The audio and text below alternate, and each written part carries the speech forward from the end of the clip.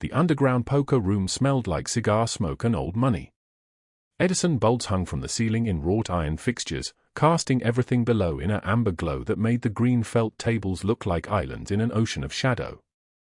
Salvatore Moreno sat at the head of the room, his black suit unmarked by a single wrinkle, his silver cufflinks catching the light as he reached for his cigar. He was 53 years old but carried the weight of a man who had lived twice that long. His face was carved from granite, his eyes the color of storm clouds before thunder. A thin scar ran from his left temple to his cheekbone, a reminder of a debt collected in blood 30 years ago.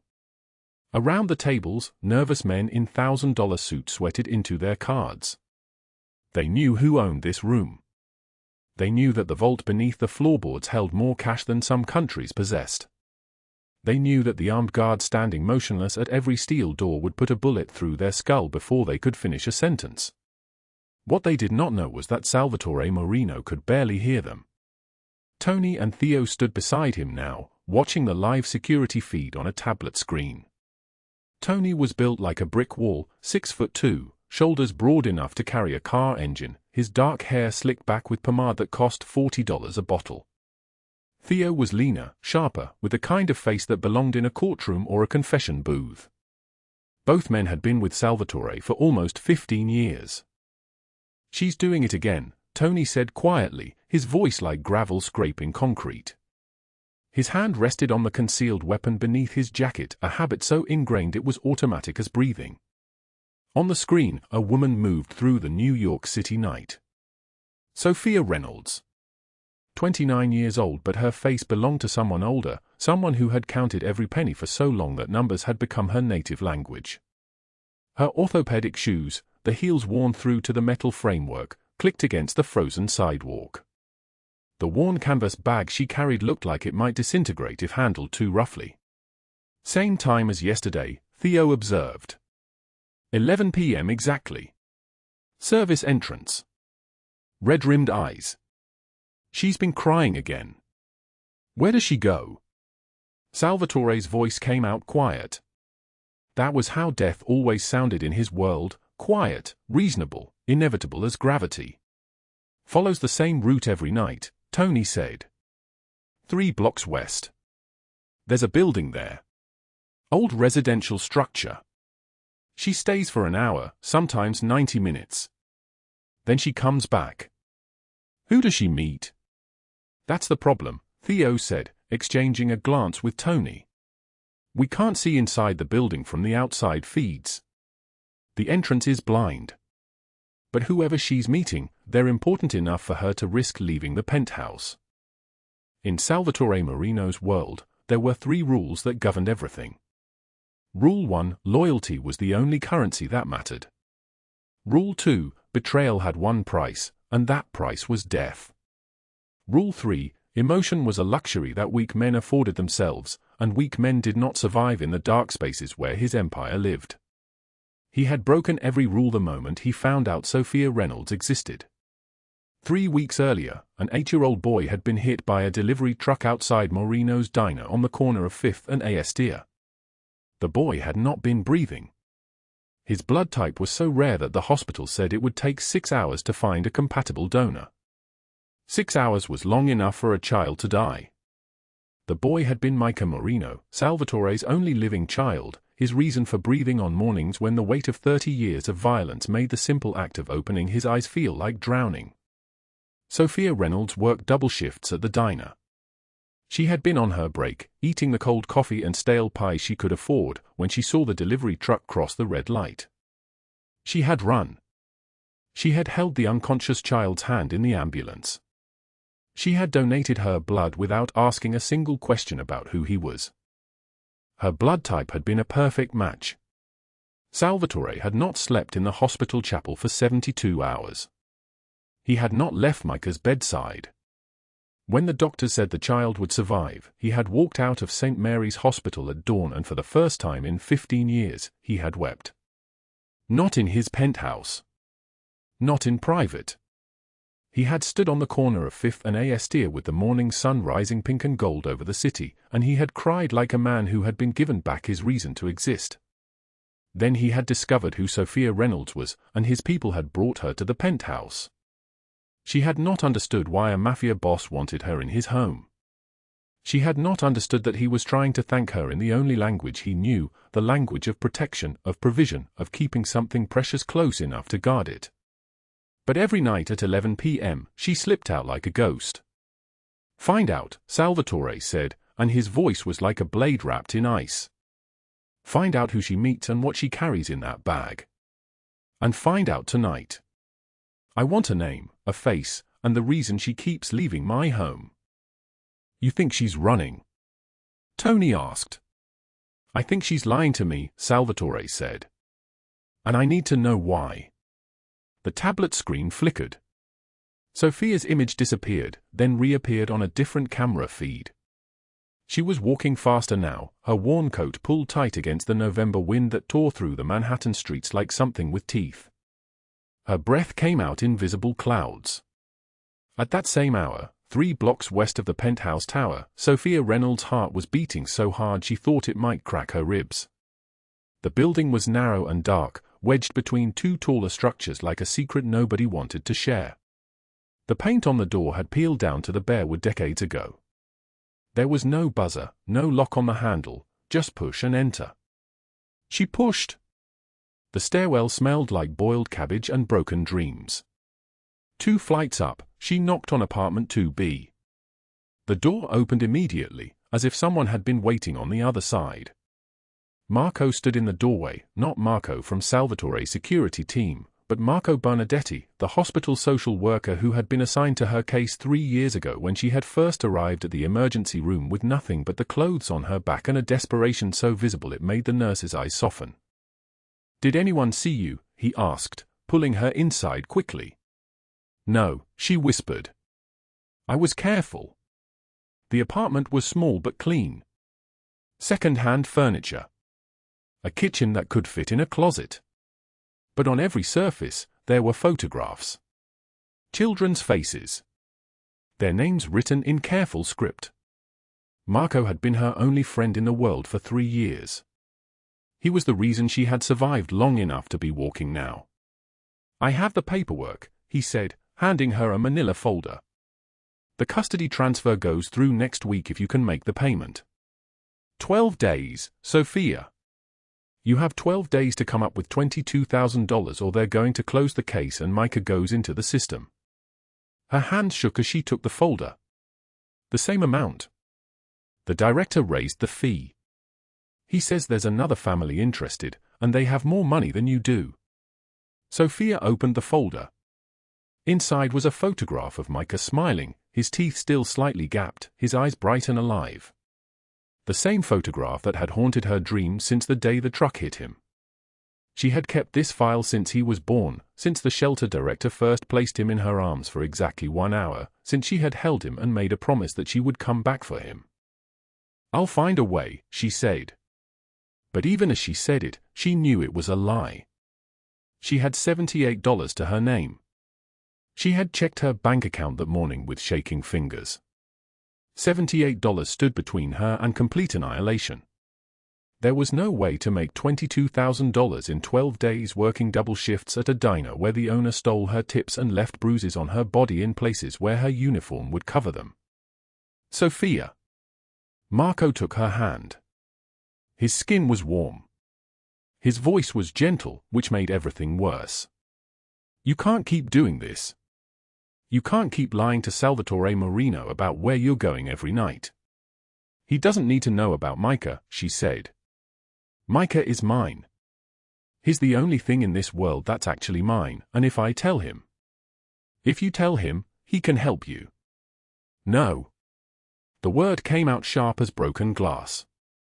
"If he finds out that I was lying to him, if he finds out that I've been leaving his penthouse to meet with someone else, he's going to think I'm betraying him.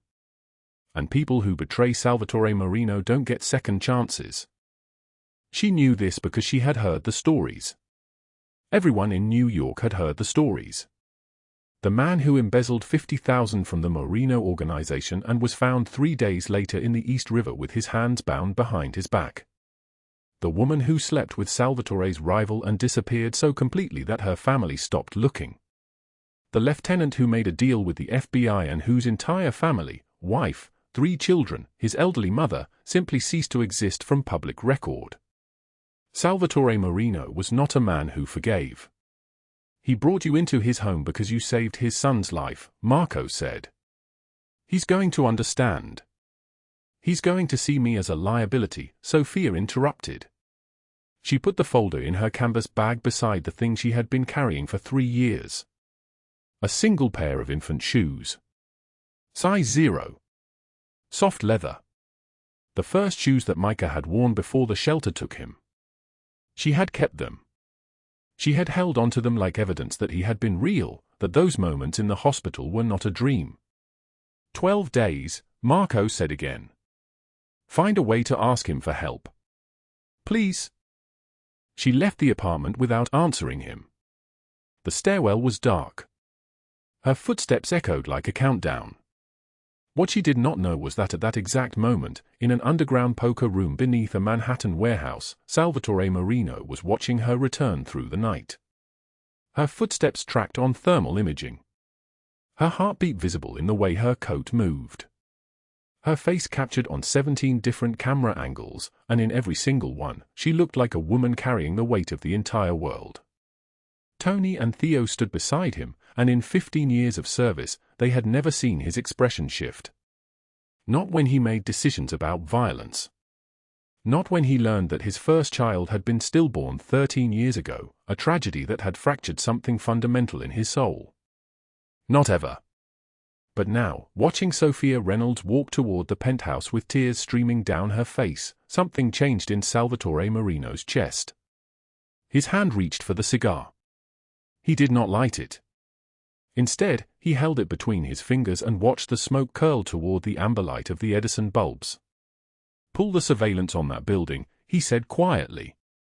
I want to know who works there. I want to know every person who has visited that location in the past 3 years. And I want to know what business is important enough for her to risk leaving my home. You think she's in trouble? Theo asked. I think, Salvatore said, and his voice sounded like it was coming from somewhere very deep and very dark, that I am about to make a very expensive decision. Like a knife cutting through the silence of that underground room, a realization arrived. She was not betraying him. She was hiding something so important that she was willing to risk her life to protect it. And in Salvatore Moreno's world, there was only one reason a woman would do that. She was trying to save someone. 3 weeks earlier, the fluorescent lights of Moreno's diner hummed their tired song above the cracked linoleum floor. The sound was constant, drilling into the skull like a dentist's tool, a noise so familiar that Sofia Reynolds no longer heard it. The kitchen grease coated her skin in a thin film, mixing with sweat and the stale smell of coffee that had seeped into the fibers of her uniform years ago. She wiped down booth 17 for the 4th time that evening, her orthopedic shoes squeaking with each movement, the rubber worn through at the heel from 3 years of double shifts, 5 a.m. openings, midnight closings, for days a week without exception. Her name tag read Sofia in faded letters. Her apron read permanent stain. Her face read exhaustion. In the back office, Anthony Marchetti sat counting the tip jar. He was a stocky man, 53 years old but built like a cornerstone, with nicotine-stained fingers and a wedding ring he wore only when his wife visited the restaurant, which happened approximately once every 2 years. His office was the size of a closet, and the walls were covered with photographs of himself shaking hands with various city officials, all of them smiling, all of them lying. He counted the bills slowly, deliberately, with the precision of a man who had stolen his entire life and intended to keep every cent of it. Sofia knew there was $23 in that jar from her lunch shift. She knew because she remembered every table, every pour, every moment a customer's hand left coins on laminated wood. She would see none of it. Anthony Marchetti had perfected the art of theft disguised as management. Tips were pooled. The pool was his personal bank account. She had exactly $78 in her pocket. This amount represented everything. The rent for her apartment, $1,100 monthly for a place in Washington Heights so small she could touch both walls if she stretched her arms, was due in 5 days. The electric bill was due in 9. The foreclosure notice on her mother's old apartment in Queens, the one she had tried to save for 5 years before surrendering to the math, sat in a filing cabinet at home next to her birth certificate and a document from the hospital that she did not read anymore. On her bedside table sat a pair of white leather baby shoes, size 1. They were the only thing she had kept from the women's shelter in Queens where she had lived at 19 years old, 3 months pregnant, with bruises shaped like hands on her arms and a boyfriend who had chosen the street over fatherhood. The shoes had come from the donation bin, small and perfect and never worn. She had lost the baby during her 2nd month at the shelter, internal bleeding, the doctor said, something that happened sometimes, a tragedy that was technically not her fault but felt like her fault in every bone of her body. The shoes remained. Everything else from that time had dissolved into memory. The clock above the kitchen read 11:44 p.m. Sofia finished booth 17 and moved to booth 18. Her movements were automatic, muscle memory perfected through 3,000 shifts. Wipe. Spray. Wipe. Spray. The chemical smell of the cleaner mixed with grease and burnt coffee in a symphony of minimum wage. Outside, December had turned the city vicious. The temperature had dropped to 19 degrees, the wind moving through Manhattan's canyons like a blade wrapped in ice, sharp and relentless. She did not know that tonight would change everything. The back exit of Moreno's diner opened at 11:47 p.m. The door made a squealing sound as it swung outward, metal hinges protesting against the cold. Sofia stepped into the night in her thin jacket, the one she had owned for 4 years, the one that no longer quite kept the wind out because the lining had separated from the shell. Her breath formed white clouds in the frozen air. Ice coated the sidewalk in a glassy sheet, and above, the stars hung sharp as diamonds in a black sky. 50 feet away, she heard the first sound. The screech of tires on icy asphalt. Loud. Unmistakable. A delivery truck rounded the corner at East 47th Street going too fast, the driver overcorrecting, the vehicle fishtailing like a living thing losing control. The sound was mechanical violence, the sound of physics becoming tragedy, the sound that arrives before the moment everything changes. Sofia's legs moved without consulting her brain. The truck's back end slid sideways, and a child materialized in the street as if conjured by terrible luck. 8 years old. Small for his age. Wearing a blue winter coat with a backpack covered in superhero patches, Captain America, Spider-Man, symbols of invulnerability that meant nothing against 2 tons of steel. The driver screamed, a sound almost human. The truck's grille connected with the child's body, and the boy lifted, spinning, his small form ragdolling against the bumper before crumpling onto the frozen sidewalk directly in front of the diner's front windows. The silence that followed was absolute. Sofia was running, her worn shoes slipping on ice, her hands already reaching. The child lay on his side, his eyes closed, blood seeping from a gash on his temple, mixing with the winter air. His breathing was shallow, barely present, the kind of breathing that worried her without knowing why. No identification. No phone. No parent screaming his name across the street. Just a small boy in a blue coat, bleeding into December. She dropped to her knees beside him, the cold burning through her thin pants, and pulled off her jacket to cover him. Her hands were shaking. She held his small hand in both of hers, trying to warm it, trying to keep him tethered to the living. "Stay with me," she whispered. "You stay with me. I'm right here." The ambulance arrived 7 minutes later. The paramedic wanted to take the boy alone, but Sofia climbed into the vehicle behind the stretcher without hesitation, without permission. "I'm staying with him," she said, and her voice did not shake, though everything inside her was trembling. "He's alone. Someone needs to be with him." The paramedic did not argue. Mount Sinai West Emergency Room, 12:31 a.m. A doctor with tired eyes and a clipboard explained that the boy needed an immediate transfusion. His blood type was AB negative, the rarest type, 1% of the population. Their supply was depleted. The hospital was trying to reach their reserve unit, but it would take time, and time was the one thing the boy did not have. Sofia's hands shook as she offered her arm. "Test me," she said. "I may be negative too." The words came out of her mouth before she understood what they meant.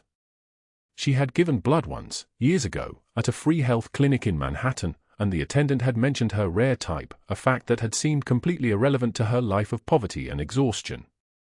But now, in this moment, standing next to a child whose name she did not know, that single fact became everything. The match was perfect. She sat in the donation chair while a nurse inserted the needle into her vein, and she watched her blood flow into the bag, dark red and vital, the only valuable thing she possessed. The room tilted slightly. She focused on the beeping monitors, on the four stand, on anything except the feeling of emptiness spreading through her body.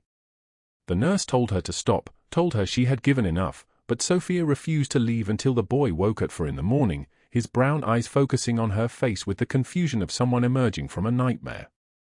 "You stayed," the child whispered. "I promised I would," Sofia replied. She never learned his last name.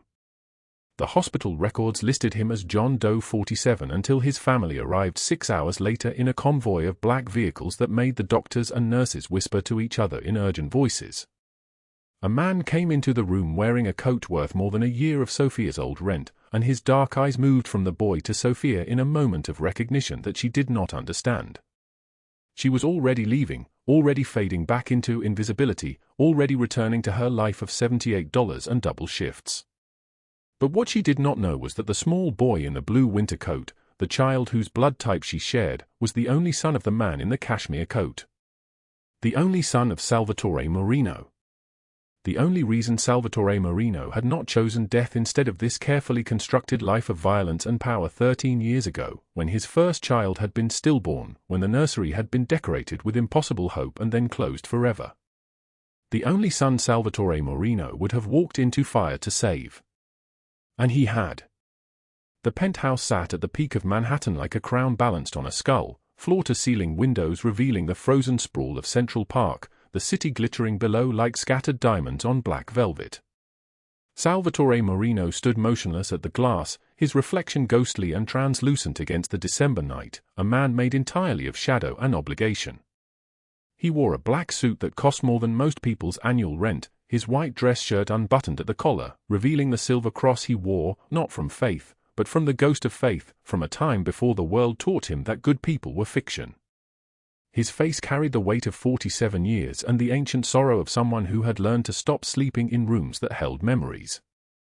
Down the hallway, past the library and the mahogany-paneled office, past the kitchen where 3 chefs prepared meals no one truly tasted, there was a door he had not opened in 13 years. The nursery. Behind that locked door sat a crib with pink satin blankets, walls painted with hand-stenciled stars in constellation patterns, a music box that played Brahms' Lullaby, a changing table with drawers full of clothes that had never touched infant skin. The room was a tomb decorated as a nursery. His first child, Isabella, though he never spoke her name aloud because speaking names of the dead was how they became real, how they hollowed you from the inside, had died before drawing breath. His wife had decorated that room while pregnant, painting the walls herself, singing to the unborn daughter while Salvatore built his empire in the shadows.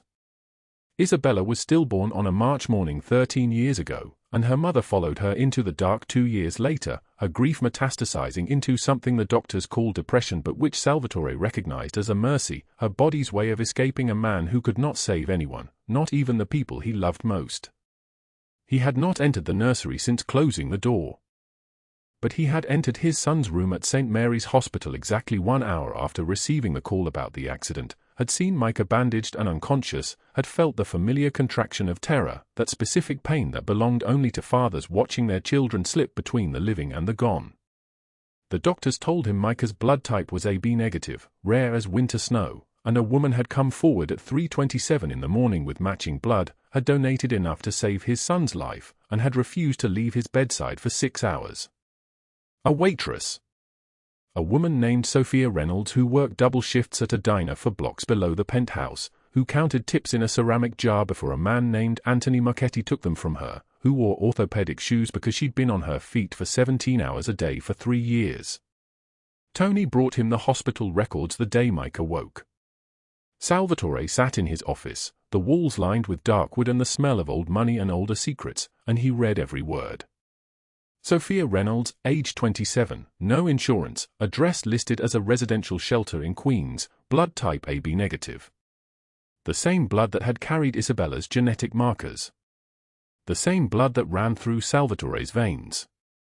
The odds of AB negative blood were 1 in 54 people, and a stranger had given that precise blood to his son, had kept him alive, had stayed when she could have left.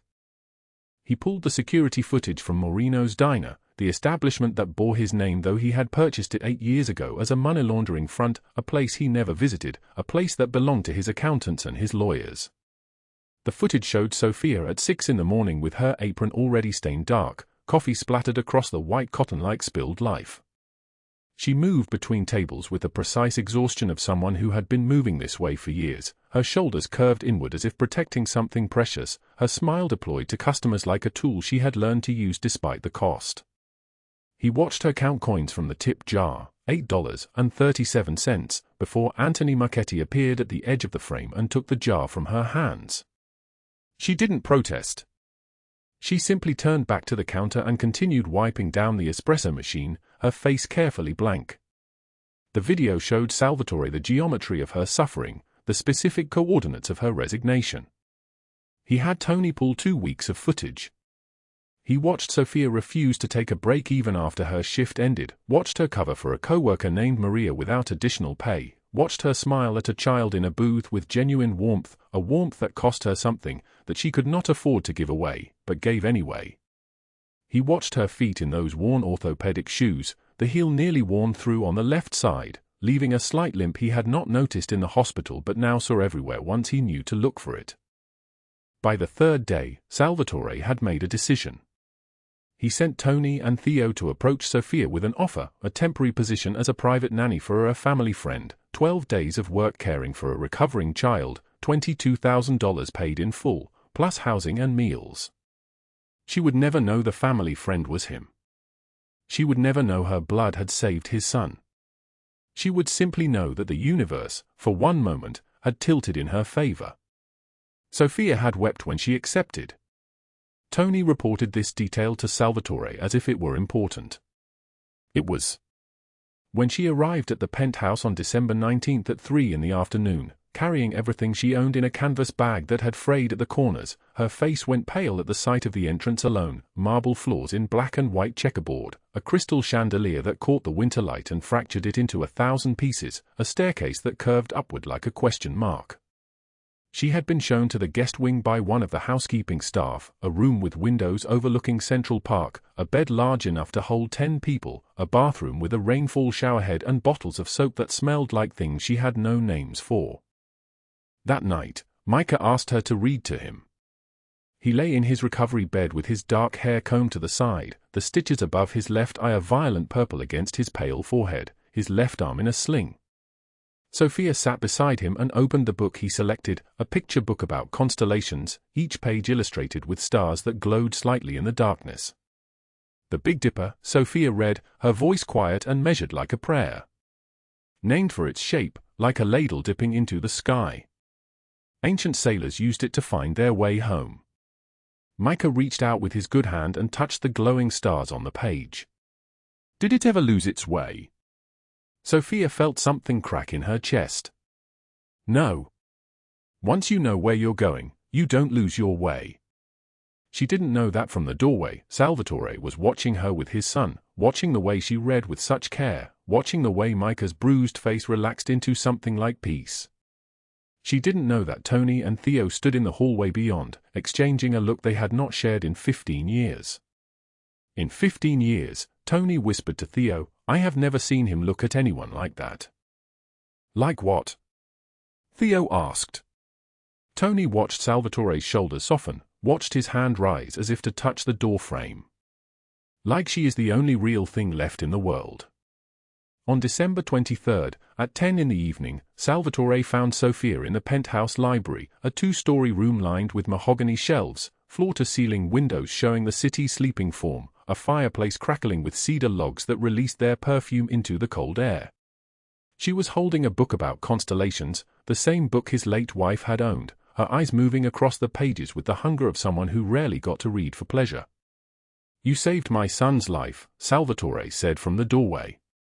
His voice was deep and solid like an oath, and it made Sofia start, the book nearly falling from her hands. She stood too quickly, her face flushing. I was just reading." He moved into the room with the deliberate grace of someone who had been trained in violence and had learned to hide it beneath courtesy. "Sit. Please." Sofia sat, her body rigid with the fear of doing something wrong in this place where everything was wrong for someone like her. "I do not know how to repay you," Salvatore said, lowering himself into the chair across from her. "For what you gave to my son." "You already have," Sofia said quickly, her hands twisting in her lap. "The $22,000 is more money than I have seen in my entire life. With that, I can pay my rent for a year. I can buy shoes that don't bleed through at the heel. I can—" She stopped, her voice cracking. "Why would you help me? I am nobody. I was just a waitress in a diner." Salvatore was quiet for a long moment. The cedar logs crackled. Outside, the city held its breath.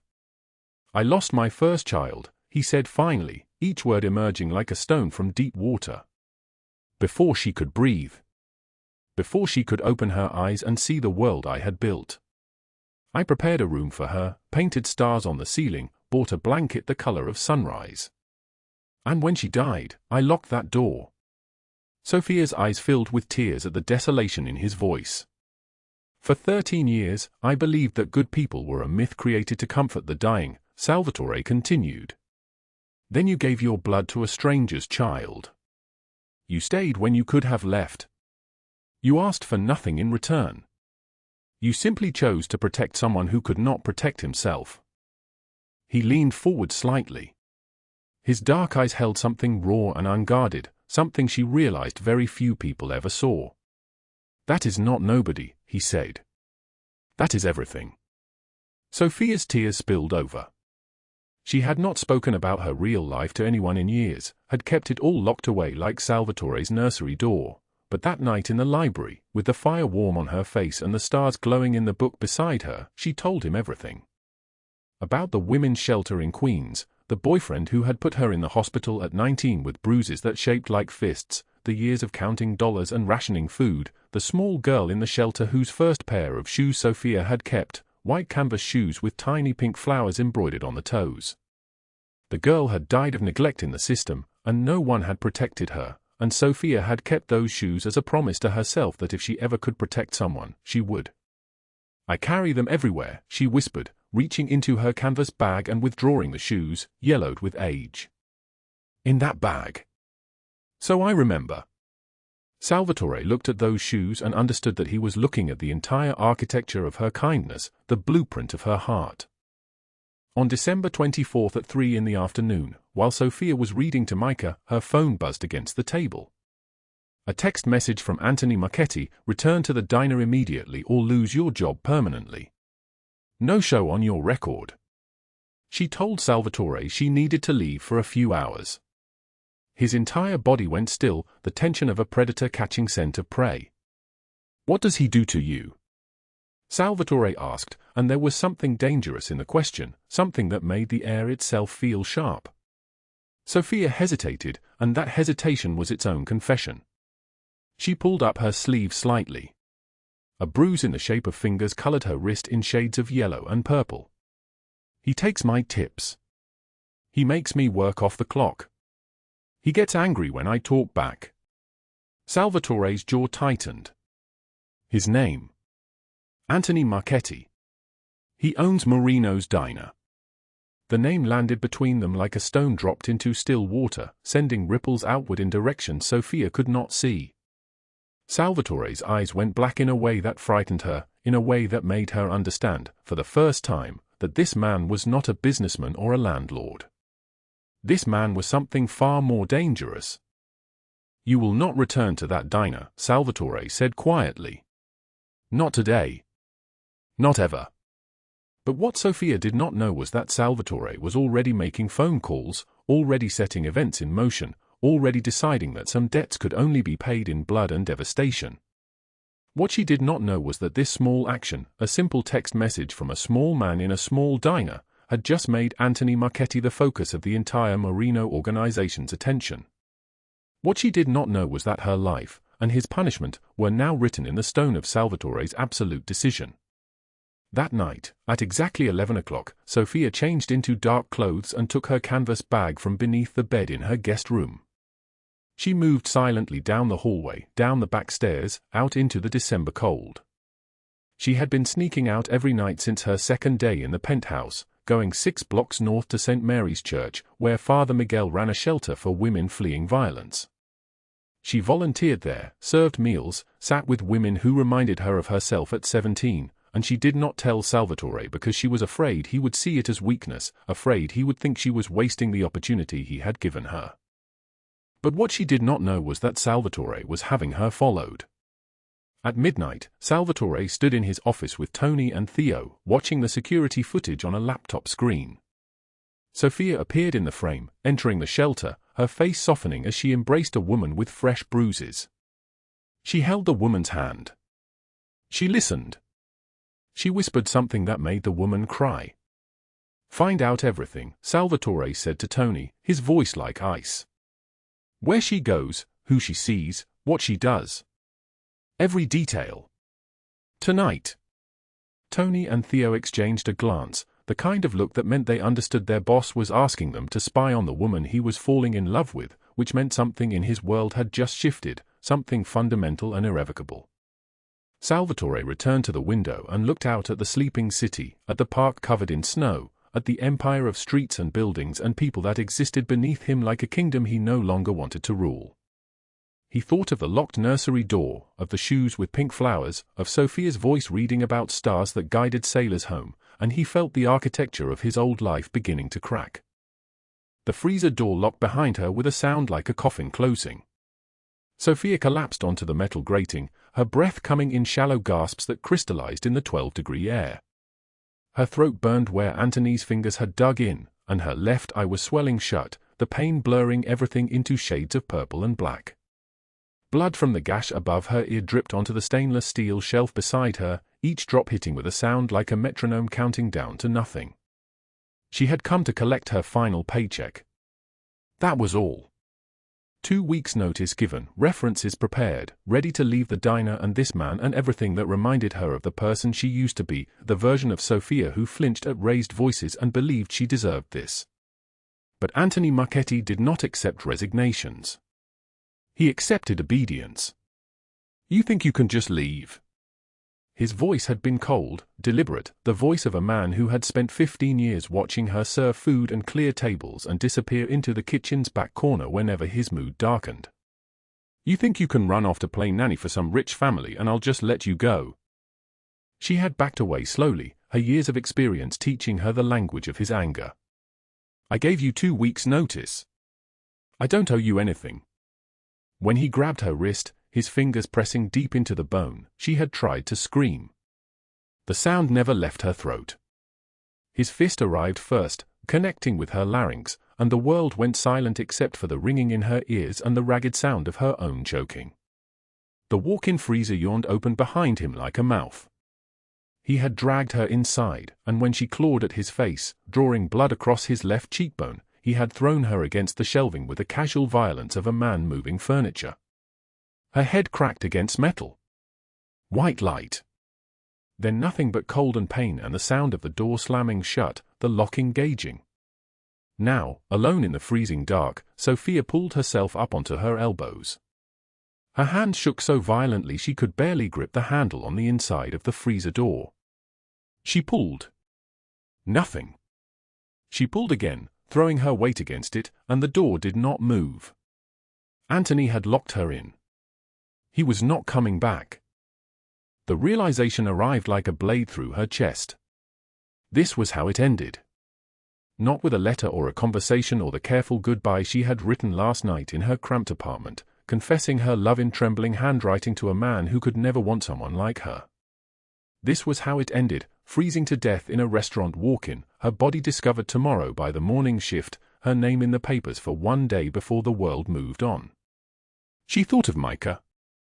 The boy was waiting for her to say goodnight at 10 o'clock, a promise she had made on her second day at the penthouse, swearing she would be there every night to read about stars and safe harbors and places where children belonged. He would wait. At 10:15, he would press the call button. By 11, Salvatore would know something was wrong. But Sofia would already be gone. She sank back down onto the metal grating, her breath coming slower now, her fingers already numb. The cold was seeping into her bones like water into a sinking ship. She thought about the white baby shoes in her canvas bag, left on her apartment bed 6 blocks away, shoes from the shelter where she had volunteered, the only proof she owned that some lives, once lost, could still be remembered. Through the small window in the freezer door, she saw the diner's clock hanging on the back wall. 9:08 p.m. 13 minutes until 10 o'clock. 13 minutes until Micah realized she had broken her promise.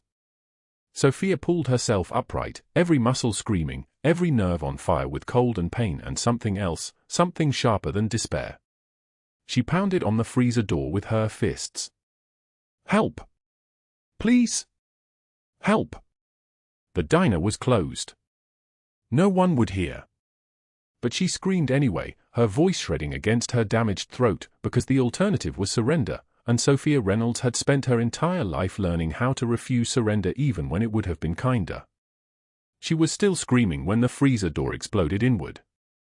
Salvatore Moreno stood in the opening, silhouetted against the diner's emergency lights, his black coat dusted with snow. Behind him, Tony and Theo moved with the precision of men trained for exactly this kind of crisis. 6 more armed operatives fanned out through the kitchen, their weapons already drawn, their eyes scanning for threats. But there was no threat. There was only Anthony Marchetti, long gone, and Sofia Reynolds broken on the freezer floor. Salvatore crossed the distance in 3 strides and lifted her into his arms as though she weighed nothing. Her body was ice, her breath barely visible in the frozen air, and her one open eye, the other swollen completely shut, fixed on his face with something like disbelief. "I'm here," he said, his voice deep and solid like an oath. "You're safe now." "I'm here." The SUV's interior was warm, heated to 80 degrees, and Sofia lay across the back seat with her head on Salvatore's lap. A doctor was summoned, a woman named Chen who arrived at the penthouse 17 minutes after the SUV pulled into the underground garage, her medical bag already packed because Salvatore's world operated on the assumption that violence would always require professional medical response. Dr. Chen worked quietly, efficiently, cataloguing the damage: a fractured rib, severe contusions, 2 teeth loosened but not lost, the gash above her ear requiring 5 stitches, and her throat already bruising into the unmistakable pattern of hands trying to squeeze the life out of her. She was in the cold for approximately 20 minutes, Dr. Chen said to Salvatore as she wrapped Sofia's chest. "She's lucky. Another 10 minutes and we would be discussing hypothermia, organ damage, permanent nerve destruction." Lucky. The word landed between them like an accusation.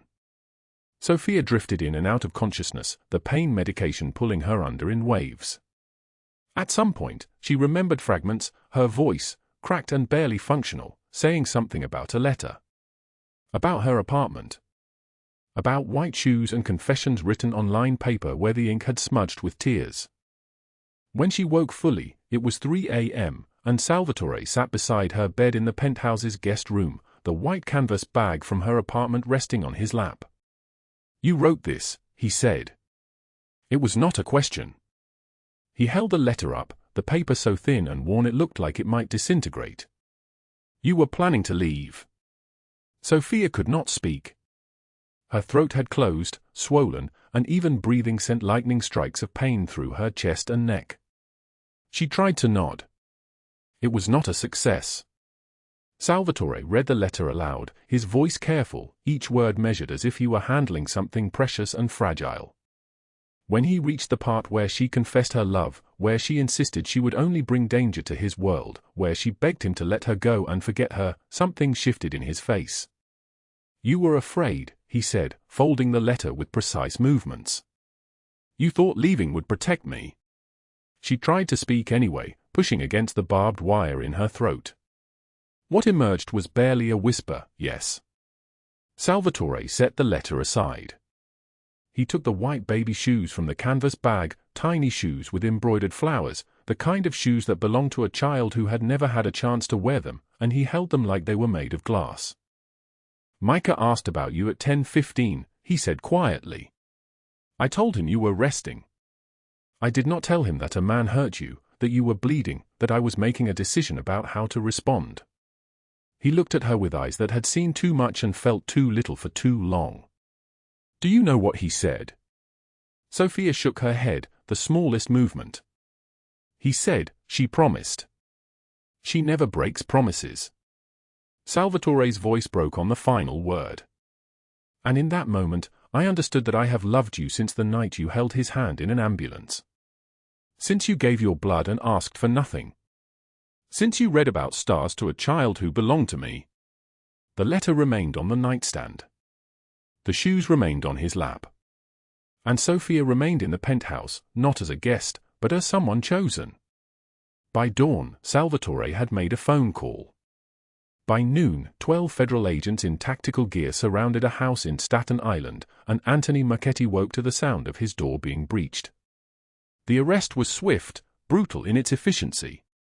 Financial records seized. 15 years of tax evasion documented. Embezzlement. Racketeering. Assault. The charges stacked like bricks, each one a nail in a coffin built with precision. When the news broke on the evening broadcast, Anthony Marchetti's mugshot filled every screen, a man broken, trembling, the predator exposed and neutralized. But this was only the first domino falling. Evelyn Blackwell's destruction came next, surgical and public. Her foundation's embezzlement. The offshore accounts. The $2.3 million meant for children's hospitals redirected into her personal accounts. By the time the story hit the New York Times front page, her board of directors had already voted to remove her. By New Year's Eve, she was leaving a police station in the dark, her fur coat gone, her diamond sold, her social circle scattered like ash. 42 days after the freezer door locked, 2 verdicts arrived on the same morning. Anthony Marchetti, 40 years without parole. Evelyn Blackwell, 18 years and restitution totaling $2.7 million. Sofia watched both verdicts from a private room with Salvatore beside her, her bruises fading to yellow and green, her voice returning in increments. When the judge pronounced without possibility of parole, she turned to him and whispered, "Too quick. Too easy. Too merciful." Salvatore took her hand.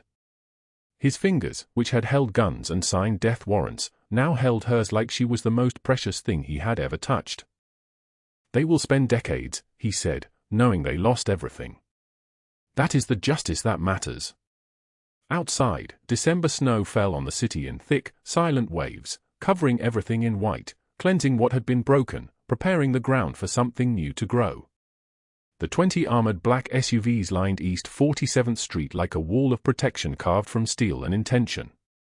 Their engines hummed a low, constant note that vibrated through the winter air. Frost clung to their chrome, and the afternoon sun caught the metal in sharp, deliberate flashes. Traffic had stopped. Pedestrians stood frozen on the sidewalk, their phones raised, their eyes wide. Nobody in New York had ever seen security like this, not for a politician, not for a celebrity, not for anyone who wasn't a king. Sofia Reynolds stood at the penthouse window, her hand trembling slightly as it rested on the glass. One of her eyes was still swollen purple at the edges, the bruises on her throat forming a pattern like fingerprints that refused to fade. Behind her, Micah held her other hand, his small fingers warm and confused. The boy was 7 years old now, his dark hair falling across his forehead, his eyes searching her face with the intensity only a child can muster. "What is this?" Sofia whispered. Her voice still cracked when she spoke, still sounded like it was traveling through broken glass. The door opened. Salvatore Moreno entered without announcement, the way powerful men move through their own spaces. He wore a charcoal suit that cost more than everything Sofia had owned 3 months ago combined. His shirt was open at the collar, revealing the strong line of his throat, the silver chain he never removed. His eyes were storm grey and unreadable, but when they found Sofia, something shifted in them, a softness that his men had never witnessed in 15 years of service. "This is your security detail," Salvatore said, crossing the room with deliberate steps. His voice was deep and solid like an oath carved in stone. 20 vehicles. 40 men. Rotating shifts every 6 hours. You and Micah will never be unprotected again. Sofia turned from the window, her movement slow because pain still lived in her ribs. "Salvatore, I can't accept this. I'm nobody. I'm a waitress with $78 to my name and a history of—" "You saved my son's life," he interrupted, stepping directly in front of her. His presence seemed to fill the space between them like water filling a cup. "You gave your blood when you had nothing else to give. You stayed in a hospital with a child who was not yours because you believed he deserved that kindness. You were willing to disappear to protect me, to protect Micah, because you thought your presence would bring us harm." He took her hand. His fingers were warm, scarred in places, and when his thumb brushed across her knuckles, she felt something break open inside her chest. "Sofia Reynolds," Salvatore continued, his voice quieter now, "you are not nobody. You are the woman who reminded me that monsters can recognize angels when they cross our paths. And I am not letting you go." The tears came without warning. They fell down her face in silent streams, her shoulders shaking, her breath coming in small, broken pieces. Micah squeezed her hand tighter, confused but certain of one thing, he did not want to let her go either. "Why?" Sofia asked through her tears. "Why would you do this? Why would you do any of this?" Salvatore's jaw tightened slightly. When he answered, his words were measured and careful, like he was confessing something that cost him. "Because family is not always bound by blood. It is bound by those who choose to stay when the storm arrives. And you stayed." Outside, the 20 armored cars waited in their perfect line. Every person in New York who might ever threaten Sofia Reynolds would see them and understand one simple truth: she was no longer invisible. She belonged to something fierce and permanent. She was protected. Micah tugged her hand, his voice small and hopeful. "Does this mean you're staying forever?" Sofia looked at Salvatore, then at the child she had saved on a frozen sidewalk, then back out at the impossible army of vehicles that existed only because she had chosen to give her blood when she had so little to spare. She nodded, unable to speak, and Salvatore's hand tightened on hers. By the end of that week, the transformation was complete. Salvatore moved Sofia's belongings, her few clothes folded like artifacts, the white baby shoes she had carried for years, her dog-eared books with their cracked spines, into the penthouse's master guest suite. He opened bank accounts in her name with $500,000 deposited, told her it was back payment for 3 years of stolen tips, for every shift she had worked without complaint, for every moment she had remained unbroken. Tony and Theo flanked her as she walked through a boutique on Fifth Avenue. The saleswoman's eyes went wide when she understood who Sofia was, who these men were, what this moment meant. Sofia tried on dresses that cost more than her yearly rent. She stood in front of mirrors and saw a stranger reflected back, a woman with color in her cheeks, with clothes that fit properly, with the kind of presence that made people look twice. "I don't need this," Sofia protested as Salvatore added another dress to the growing pile of bags. "You deserve this," he said simply. There was no argument in his voice, only absolute certainty. By the end of January, Sofia Reynolds was no longer the invisible waitress from the diner. She was the woman under Salvatore Moreno's protection. She was the woman who saved his son. Every person in New York knew her name. 6 months later, on June 14th, the penthouse was bathed in summer light. The locked nursery down the hallway, the room Salvatore had kept sealed for 13 years like a tomb for his grief, was finally open.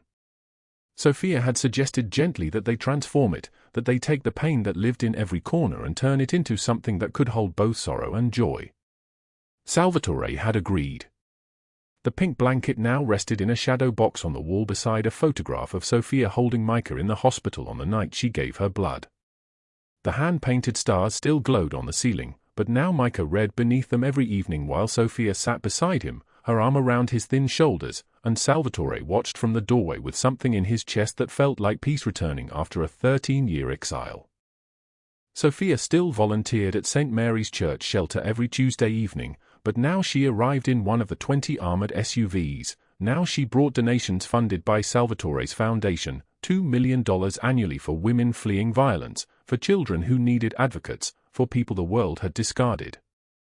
The white baby shoe sat in a glass case in the reading room, a monument to the child who didn't survive and to Sofia's promise that she would protect those who couldn't protect themselves. One evening, as the summer sun melted into the buildings of Central Park, Salvatore and Sofia stood on the penthouse balcony. Micah was asleep inside, his book about constellations resting on his nightstand. The city glittered below them like a kingdom of light. "Do you ever regret it?" Salvatore asked. "Staying?" Sofia looked at him, at the man who had found her broken in a freezer and chosen to heal her instead of leave her there. "Not for a single second," she said. Salvatore pulled her close, his arms around her waist, and kissed her forehead. "Family is not always bound by blood but by those who choose to stay when the storm arrives." Sofia smiled against his chest. "Then we're family." Micah ran onto the balcony, holding his constellation book, his bare feet slapping against the cold tile. "Can we read about the North Star tonight?" he asked. Sofia and Salvatore exchanged a glance, and together they sat with Micah between them, the boy's head resting on Sofia's shoulder, Salvatore's hand covering hers. They read about navigation and hope and finding your way home even when the path stretches through absolute darkness. The city stretched below them, full of millions of people who would never know that a waitress with $78 in her pocket and a man who had forgotten how to hope found each other on a frozen sidewalk and built something that no amount of money or power could ever buy. They built a family. If this story moved you, drop a like right now. Share it with someone who needs to remember that family is built by those who stay. Subscribe because tomorrow we have another story that will change how you see loyalty, love, and second chances. And comment below, what would you have done in Sofia's position? Would you have stayed or disappeared? Your story matters to us. Your comment is a precious source of motivation that helps us continue creating stories about second chances and redemption. Family is not always bound by blood but by those who choose to stay when the storm arrives. Thank you for staying with us until the very end. We wish you good health, joy, and days filled with peace. Goodbye, and we will see you again in the next video.